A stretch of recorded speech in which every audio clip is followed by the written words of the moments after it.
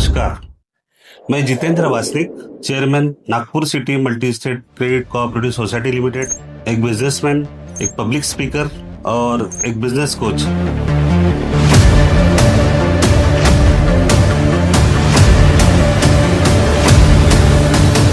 आप सभी व्यूअर्स का बहुत बहुत स्वागत करता हूं।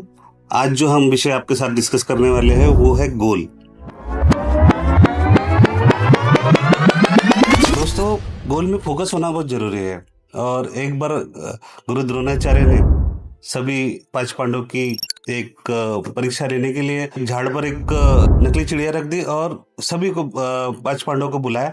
सबसे पहले भीम को पूछा कि भीम तुम्हें क्या नजर आ रहा है। भीम ने कहा, गुरुजी मुझे तो पूरा पेड़ नजर आ रहा है, आम का पेड़ नजर आ रहा है। फिर युधिष्ठिर को बुलाया, युधिष्ठिर तुम्हें क्या नजर आ रहा है। गुरुजी मुझे चिड़िया दिख रही है। फिर नकुल और सहदेव को बुलाया गया तो उन्होंने भी कुछ इसी तरह के उत्तर दिए कि मुझे चिड़िया दिख रही है, किसी को पेड़ दिख रहा है, किसी को पेड़ में लगे हुए आम दिख रहे हैं। फिर अर्जुन को बुलाया गया और द्रोणाचार्य गुरुजी ने अर्जुन से पूछा, अर्जुन तुम्हें क्या दिखाई दे रहा है। तो अर्जुन बोला, गुरुजी मुझे सिर्फ चिड़िया की आंख दिखाई दे रही है। अर्जुन तुम्हें कुछ और दिखाई दे रहा है। नहीं गुरुजी, मुझे सिर्फ चिड़िया की आंख दिखाई दे रही है। अर्जुन तुम्हें मैं दिखाई दे रहा हूँ। नहीं गुरुजी, मुझे सिर्फ चिड़िया की आंख दिखाई दे रही है। तो उठाओ धनुष अर्जुन और लगाओ निशाना। और अर्जुन निशाना लगाते हैं और बिल्कुल उनका निशाना चिड़िया की आंख पर लग जाता है। तो ये होता है दोस्तों फोकस। एक व्यक्ति को पता होता है कि बहुत सारी चीजें उसके जीवन में आमने सामने होती है, लेकिन किस चीज पर फोकस करना है ये उस व्यक्ति को पता होता है, जिसे जीवन में उसकी प्रायोरिटीज पता रहती है। अभी दोस्तों हम आते हैं ऑब्सेशन पे, यानी G for growth, O for obsession. Obsession बने पागलपन, जिद्दीपन।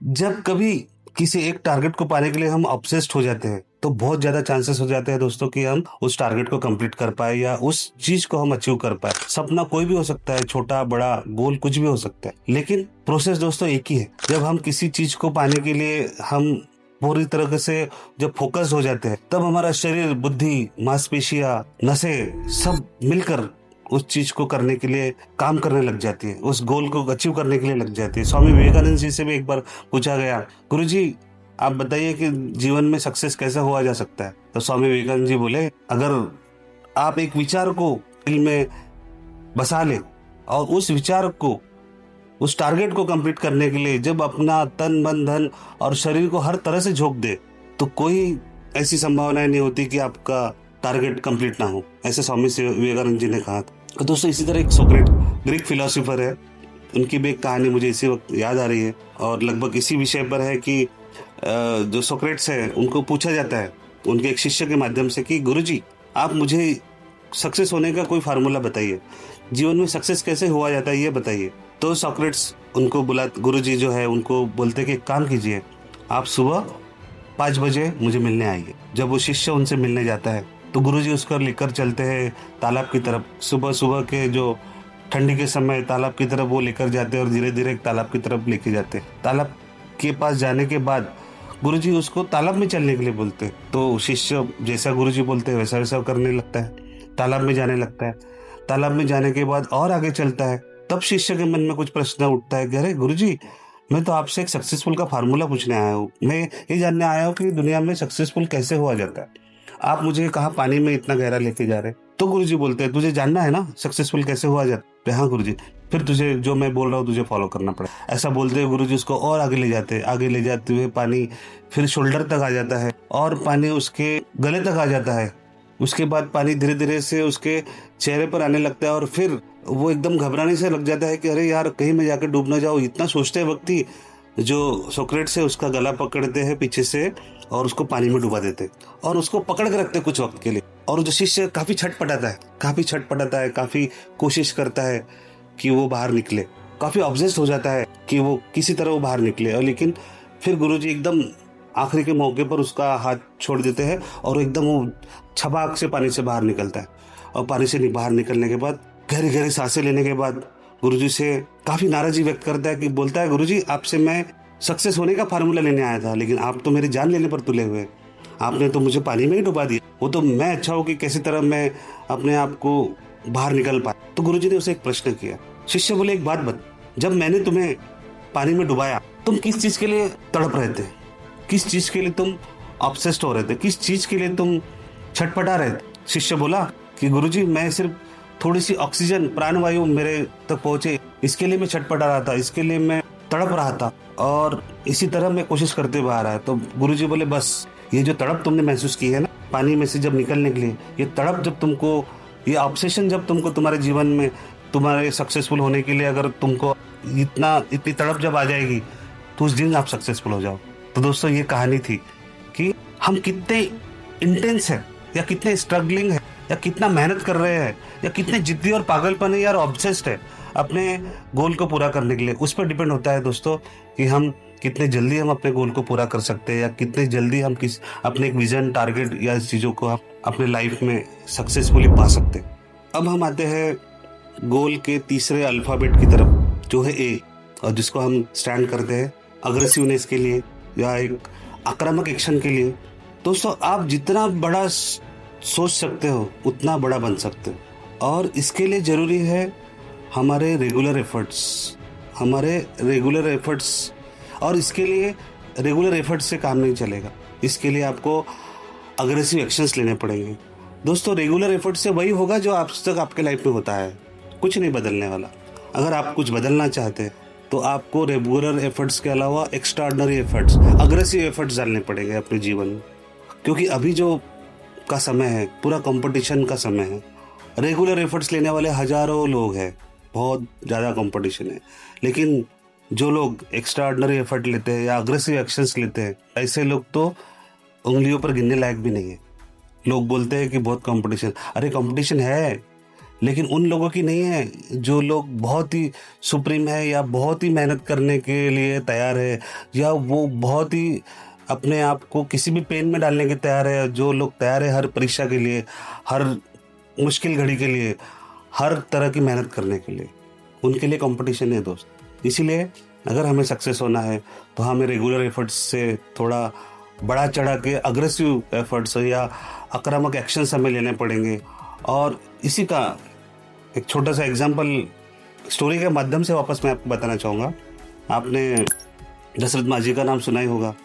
कहते हैं दशरथ माझी पत्थर फोड़ने का काम करते थे और उनकी पत्नी उनके लिए टिफ़िन लेकर एक दिन जाती है और टिफ़िन लेकर जाती है, पत्थर पर चढ़ने की वजह से हादसे का शिकार हो जाती है और दोस्तों उस वक्त वो प्रेग्नेंट भी होती है। ये जब घटना उस दशरथ माझी के साथ होती है वो इतना भावुक हो जाता है और उसके जीवन में पत्नी जाने के बाद उसके जीवन में एक ही उद्देश्य रह जाता है कि जिस पत्थर ने रास्ता ना होने की वजह से मेरी पत्नी को जहाँ घूम के आना पड़ता था उस गांव से मैं ऐसा रास्ता बनाऊंगा कि ऐसी घटना किसी के साथ ना हो। और जब ऐसा वो डिसाइड करता है और जब वो लोगों को बताता है तो लोग उस पर हंसते हैं कि तू इतना सा इंसान इतना बड़ा पहाड़ कैसे तोड़ पाएगा, इतना पहाड़ तोड़ के रास्ता कैसे बना पाएगा। सब लोग उस पर हंसते, कोई उसका साथ नहीं देता दोस्तों। लेकिन वो निरंतर थोड़ा थोड़ा करके अपना छेनी हथौड़ा करते करते से ठोक पीट करते करते करते महीने, 2 महीने, 3 महीने, 4 महीने, 5 महीने लगातार करता है, लेकिन कुछ भी ज़्यादा असर नहीं दिखता। लोग उस पर हंसते के अलावा और कुछ नहीं करते। लेकिन जैसे ये समय साल 2 साल में बीतने लगता है तो दोस्तों वो उस पहाड़ भी टूटने पे आ जाता है और धीरे धीरे धीरे धीरे उसमें रास्ता बनना चालू हो जाता है। और कुछ ही वर्षों के 2, 4, 5 वर्षों के प्रयासों से वो पूरा पहाड़ चीर कर रास्ता बना देता है और पूरे गांव वालों का जीवन आसान कर देता है। दोस्तों उसने गोल रखा, उसने जिद्द रखी, उसकी पत्नी की मृत्यु हुई जिस वजह से हुई, उसने जीवन में एक सपना देखा, अपना एक गोल रखा कि मैं ऐसी घटना किसी के साथ ना हो, इसके लिए मैं पहाड़ तोड़ के रास्ता बनाऊंगा। और सर एक गांव का एक व्यक्ति, एक देहाती एक व्यक्ति इस तरह की भावना रख सकता है तो हर देहाती और हर शहरी ये भावना अगर हम अपने विजन के लिए रखें, अपने गोल के लिए रखें, तो क्या दोस्तों कोई ऐसा विजन या टारगेट है जो हम इस भावनाओं के साथ अगर काम करें तो पूरा नहीं हो सकता। दोस्तों अब हम गोल के आखिरी अल्फ़ाबेट एल उसके बारे में बात करते हैं। अगर गोल में से हम एल को अगर किसी चीज़ के लिए डिफाइन कर पाए तो मुझे लगता है कि लव द प्रोसेस एक अच्छा आइडेंटिफिकेशन हो सकता है। लव द प्रोसेस मीन्स हमें पता है कि जब हम किसी विजन के लिए, जब हम उस विजन को पाने के लिए जब मेहनत करते हैं तो कई सारे नेगेटिव ऑब्स्ट्रक्शंस भी आते हैं। कई बार हमें कुछ अपोजिट वर्ड्स का सामना करना पड़ता है।